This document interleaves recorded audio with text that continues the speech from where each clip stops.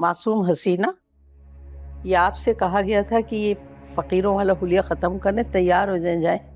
पप्पू मैं तो घर में ऐसे ही रहती हूँ, क्या हम कहीं जा रहे हैं? अच्छा, भूल गई तुम्हें बाबा के पास जाना है दम करवाने के लिए।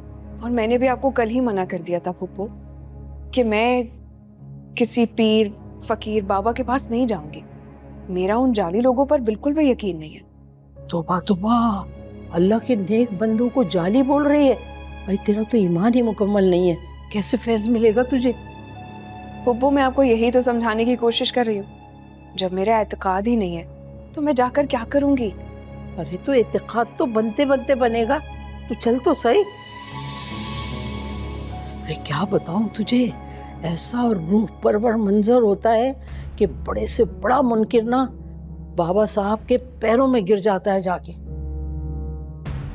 लेकिन मैं माजरत चाहती हूँ, मैं नहीं जाऊंगी। अच्छा, तो तुझे बेटा नहीं चाहिए? जिससे चाहिए है उससे कभी भी कहीं भी मांग सकते हैं, किसी के पास जाने की जरूरत नहीं है। वाह भाई वाह, बड़े दिमाग है इस लड़की के। किताबें तो लगता है इसके सर पे पटकी गई हैं। अल्लाह माफ कर दे मुझे। अरे रजिया बेगम। ताई, मैं आपके लिए चाय बना कर लाई। मेरा इधर दिल जल रहा है और तू मुझे चाय पिला रही है। खैरियत है? कुछ मिला के तो नहीं लाई इसमें? क्या हो गया है? क्यों आवाजें लगा रही हैं मुझे? सुरैया, ये लाइट तो पता नहीं कब आएगी। तुम यूपीएस तो ऑन कर दो, मुझे घबराहट हो रही है। तो जाकर सहन में बैठ जाए। यूपीएस की बैटरी चार्ज नहीं है, नुमान भूल गए थे। एक ही पंखा चल सकता है, वो मेरे रूम का चल रहा है। अच्छा सुनो तो मुझे शिकंजी बना दो, थोड़ा मेरे दिल को सुकून हो जाएगा। ये तबीयत बहुत खराब हो रही है। घर में तो आपकी फरमाइश ही खत्म नहीं होती।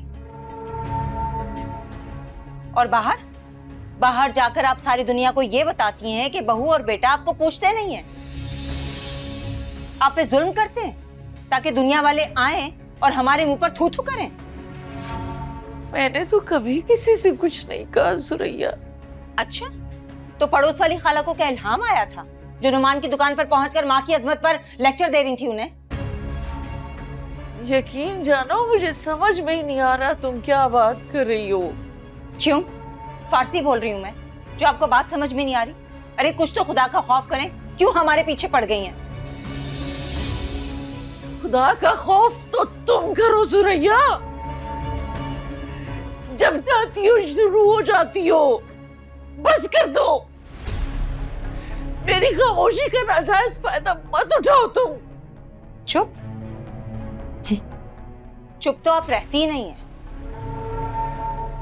छोटी सी बात की फुलझड़ी छोड़ देती हैं। आपको क्या लगता है आप मुझे डराएंगी तो मैं अपना हक मांगना छोड़ दूंगी?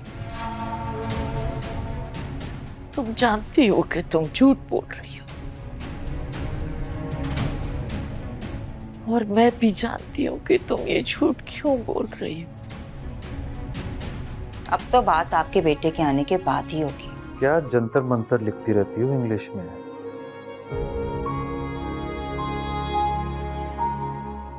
आप नहीं समझेंगे। नहीं, समझ तो मैं सब रहा हूं।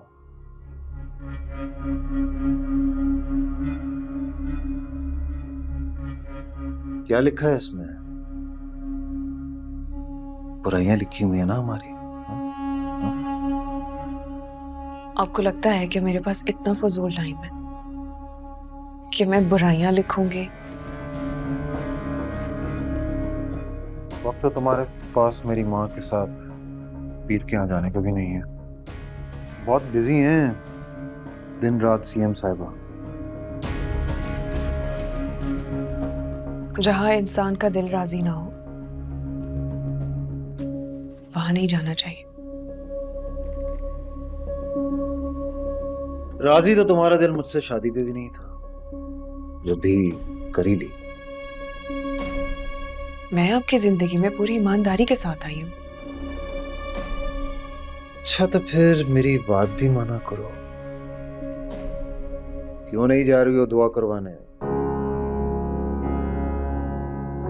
नफीस, मैं इस बात का जवाब आपको बहुत बार दे चुकी हूँ और मैं बार बार नहीं दोहराना चाहती।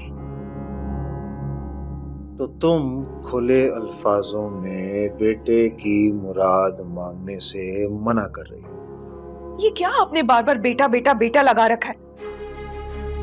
क्यों खुदा की दी हुई चीजों से नाशुक्री बन कर रहे हैं? खुदा ने बेटी अगर दी है तो उस पे भी शुक्र अदा करना चाहिए हम। और आप क्यों भूल जा रहे हैं? क्यों भूल जाते हैं कि आपकी माँ और बहन भी किसी की बेटियां हैं? क्यों? मुझे अपनी नस्ल आगे चलाने का हक है, जिसके लिए मुझे बेटा चाहिए। अगर बेटा होना हुआ तो हो जाएगा, और अगर ना भी हुआ ना तो मुझे कोई एतराज नहीं है, मैं खुश हूं। कसम, अगर तुम प्रेग्नेंट ना होती ना तो मैं ज़बान दराजी का तुम्हें अंजाम बताता। अब फिर इसी वक्त।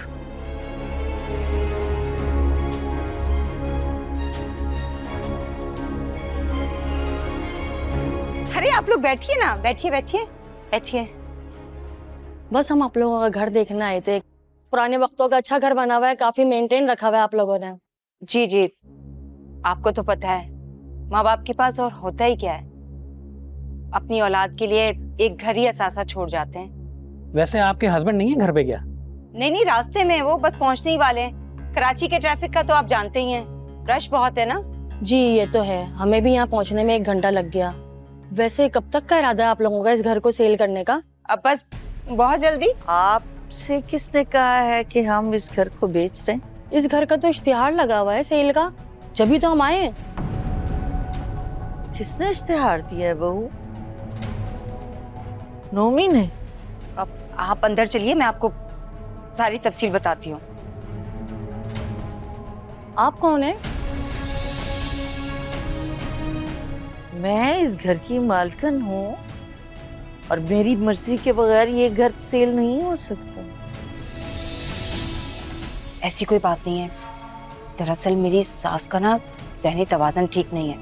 मैं जानती हूँ, मैं समझती हूँ कि मेरी बहू को मुझे पागल करने का और पागल बताने का बहुत शौक है, लेकिन मैं आपको साफ साफ बता रही हूँ कि ये घर मेरी बेटी के नाम पे है।